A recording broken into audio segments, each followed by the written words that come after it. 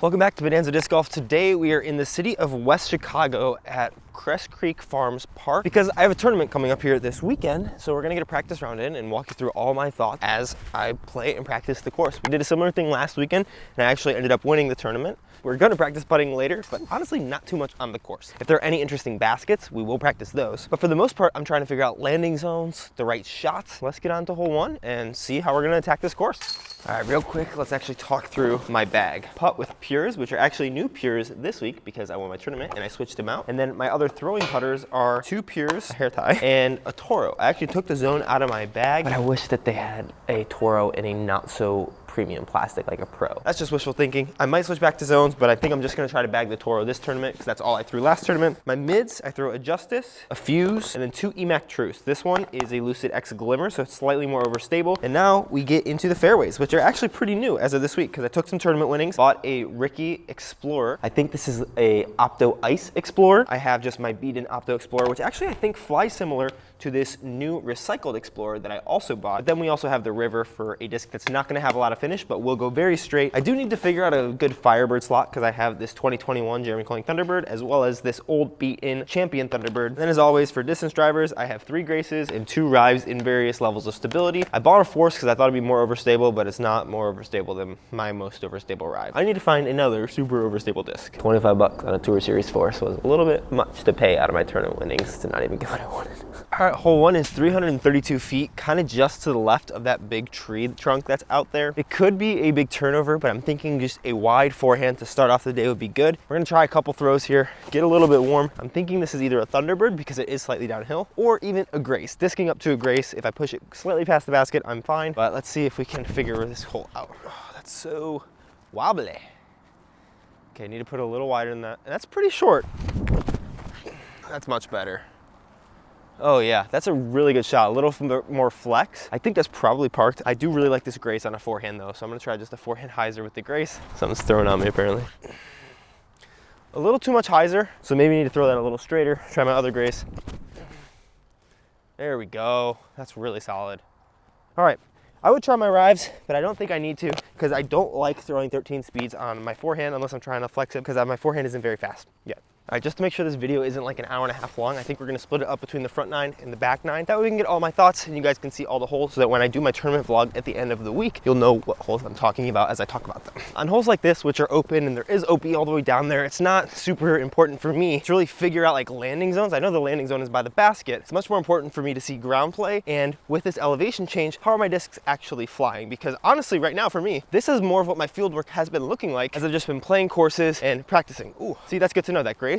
Super hyzer, way short and down the hill. And this is not how I would recommend to do field work. I would definitely say doing field work is more important than just playing around at courses. But if you don't have the time to go and do field work, or if you just don't like it and you don't want to like become a super professional or whatever, definitely just go to your course and throw a couple extra shots on every hole and like work on something while you're doing it. I will be doing much more field work because this is the last tournament. I've had one every weekend and I've been filming a bunch of videos with you guys during this time. So it's been a little bit hectic for me. And as I get into this off season for myself, I definitely need to work on forehand because I'm not pushing my forehands far at all. There's a lot of rust in these baskets. But we do have the Grace over here. So honestly, probably it's gonna be a Grace for me. I do need to warm up. I'm not very warm right now.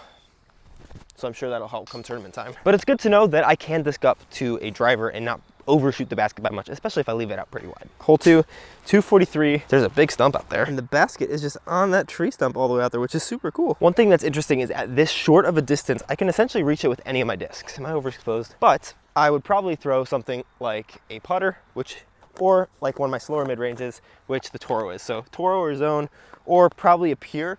I could also throw a mid, but I think I'd overshoot it a little bit. And this is pretty perfect Toro range, but I still want to practice the straight shot just in case I'm really not feeling that overstable spot, or I'd rather throw something a little bit softer. I'm gonna give it a rip real fast with the Toro.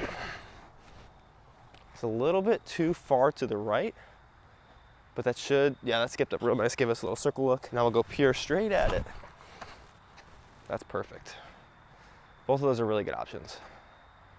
Oh yeah. All right, so we got the pure, just like a drop in right here. Even this though is scary with how tall it is. The Toro is a little bit behind. Good to know these trees are in front. So if I hyzer in front, I'll have a look in front. But this is one of the holes that I actually want to practice putting on, because I don't practice putting on top of baskets that are on top of stumps. So I want to give it from like 15, 20, 30 feet Hopefully no one's behind, but we can really get a look at how high do we need to putt and then what happens if we miss and hit the cage and roll away.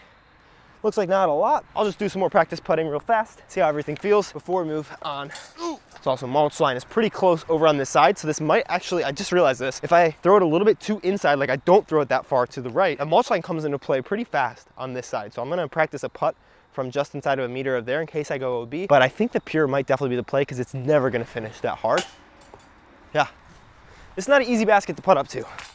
If anyone has tips on putting on these, please let me know and I'll try them out in a video. I'm glad there's no one behind me. As we're moving to hole 3, one interesting thing that I'm thinking about is hole 1. There is definitely that turnover line, like with a fuse or maybe my flippy Emac Truth. I might try to practice that, not right now, but later today or tomorrow I'm gonna come back and just do another practice round that I don't film because filming takes so much energy. But if you watch my last tournament vlog, especially the second one, you saw I was getting a lot more comfortable with the turnover anyways, so might as well try that turnover line. Because if it's an easy line, if it flexes out, I'm on the left side of the basket, not going down the hill, and it might just have a better ground play. No OB here, 276, just straight ahead of us, but there is a low ceiling. Probably end up throwing a mid. I'm gonna try my Emac Truth, my flippier one, and my fuse, both of this that we were just talking about. Go in the basket.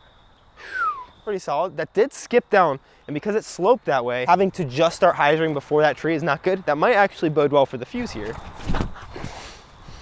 No, I flipped it over too much. Let's see what a simple Explorer and Thunderbird just around that tree skip shot. Okay, that's parked. See if I can replicate it again with the Thunderbird. You do bring these branches into play first though, and that little tree, but it parked it, so.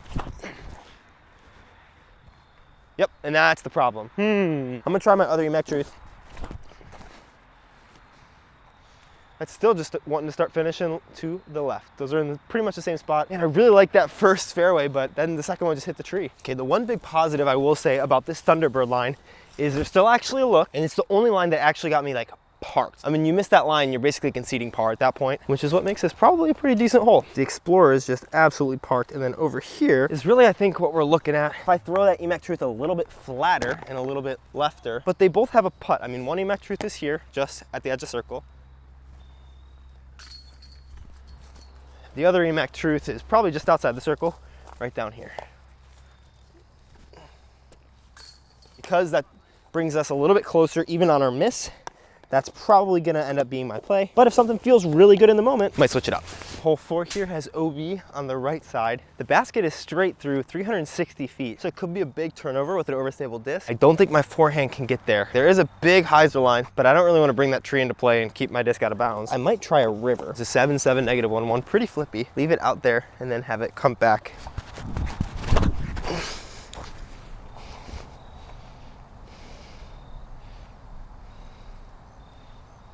Yeah, that went just over the basket. I think that's probably my tournament play. I don't need to throw any of these super overstable guys. I will give the forehand line a chance, but especially to save my body, I think it's definitely gonna be that backhand. Let's arrive. I think it's gonna be about 50 short. That might be inside the circle, but that backhand turnover line with that river is pretty good. That's gonna be my shot, and then my arrive. But if I just leave it wide enough, even if I have an edge of circle putt from the left side, that's still a circle putt. 307 feet right there, so it's just gonna be a mid-range play. I'm gonna practice both my Emac Truths because I want something pretty stable at the finish. I think I'm gonna try my more stable one first.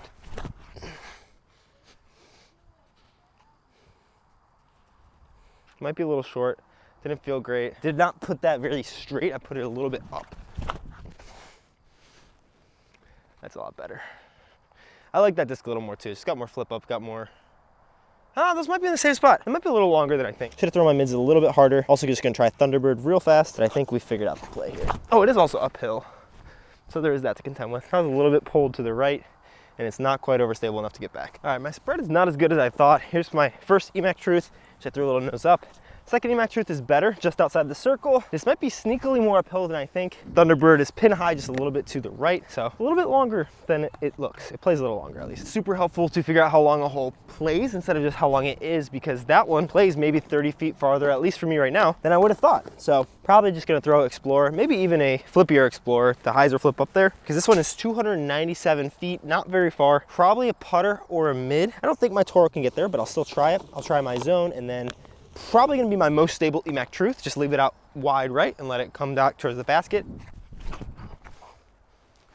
Everything downhill does become flippier, so I shouldn't probably have put it out that far.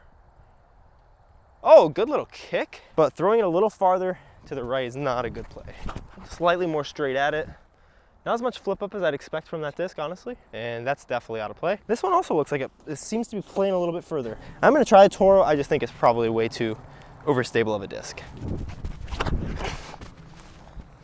Yeah, I had to put a lot into that. And it's really short.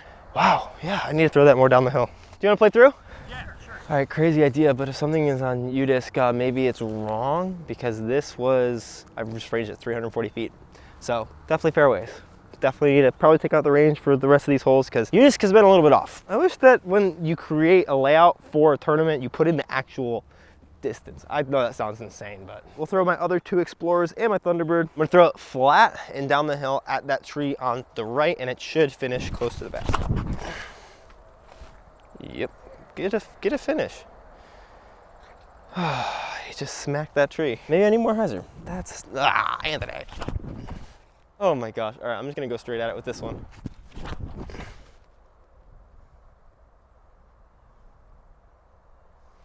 That's a good throw. Slightly more of a stable disc than that Thunderbird, which is that Explorer that's already down there, that blue one, on that Thunderbird line. Okay, honestly down here, everything is a little closer. This Toro actually is a putt. All my EMAC Truths and Pures, which are just kind of chilling over there, kind of have a lane. But I think the name of the game is just keeping something in this kind of corridor. So honestly, that Toro wasn't bad. Here's where the last Explorer landed though, so honestly, pretty solid look. I think we got all the discs. All right, here we got hole 7. It says 310-ish feet.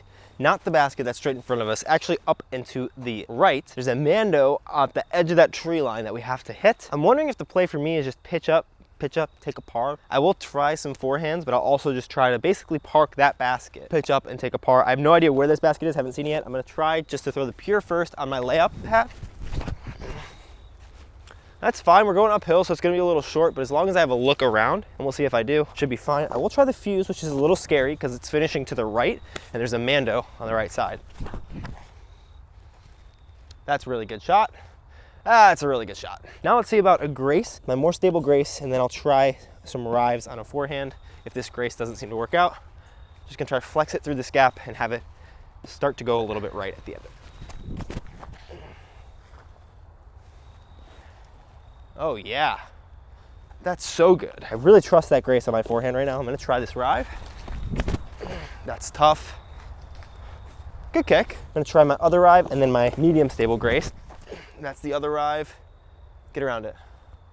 All right, that barely made the Mando.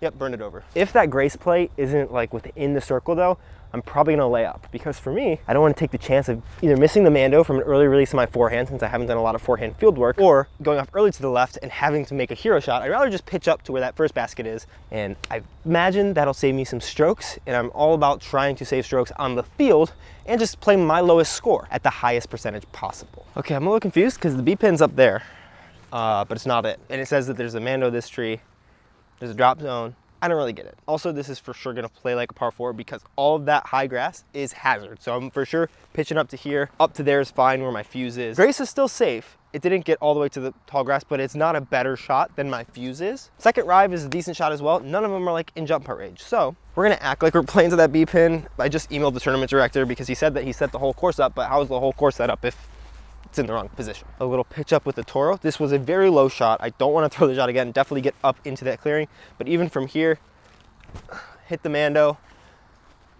That's 4 feet from the basket, where the basket would be. This is similar to hole 16 and 17 if you're watching last week's tournament, where I imagine because of this Mando, you're gonna have to get a crazy skip off of this relatively decently thick grass, which you're not gonna be able to get a skip. A big flare up there. I think there's probably gonna be in the whole tournament, everybody, the 4 birdies.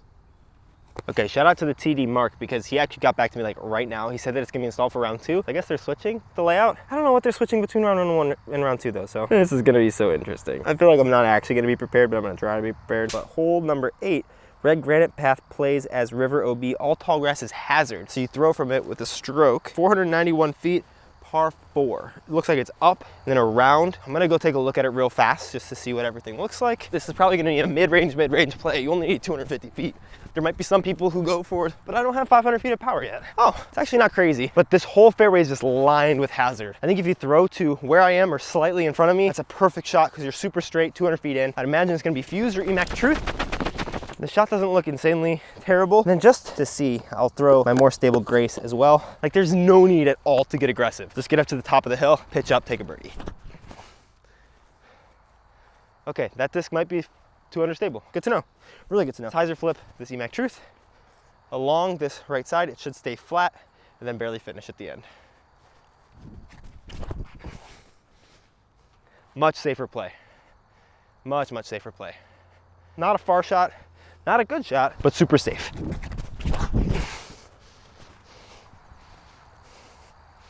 I think that's actually inbounds. That might be really far down the fairway. Might be a Toro shot. Could also be the Emac Truth. So I do think I'm gonna try to throw the Toro, but the good thing to know is, especially from this position, the best way to get it in the fairway is to throw a big hyzer. So something that goes out to the right and comes back to the left. Because in that motion, if you miss it by a little bit, you should still be safe. Like I missed that a little bit inside right, but it should be very short actually. Now with the Emac Truth again, just 2 in a row.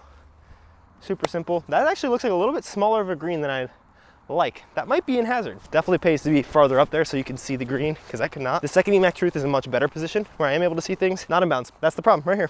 Boom.